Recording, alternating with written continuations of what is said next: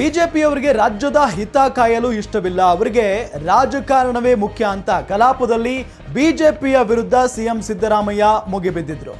ವಾಲ್ಮೀಕಿ ನಿಗಮದಲ್ಲಿ ಯಾರನ್ನೂ ರಕ್ಷಣೆ ಮಾಡಲ್ಲ, ಎಸ್ಐಟಿಯಿಂದ ನ್ಯಾಯಯುತ ತನಿಖೆ ಮಾಡಿಸ್ತಿದ್ದೇವೆ, ಕೇಂದ್ರದ ಕೆಳಗೆ ಬರೋದ್ರಿಂದ ಸಿಬಿಐ ಕೇಳ್ತಿದ್ದಾರೆ, ಯಾವ ಹಗರಣದ ಬಗ್ಗೆಯೂ ಇಡಿ ಬಂದಿರಲಿಲ್ಲ, ಇವಾಗ ಸುಮೋಟೋ ಮುಖೇನ ಇಡಿ ತನಿಖೆ ಮಾಡ್ತಿದ್ದಾರೆ ಅಂತ ಹೇಳಿದ್ರು.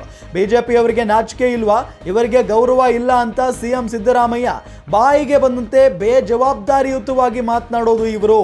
ಸಂವಿಧಾನ ವಿರೋಧ ಮಾಡಿದಂಥವರು RSSನವರು ನನಗೆ ಪಾಠ ಹೇಳಿಕೊಡೋಕೆ ಬರ್ತಾರಾ ಅಂತ ಪ್ರಶ್ನೆ ಮಾಡಿದ್ರು.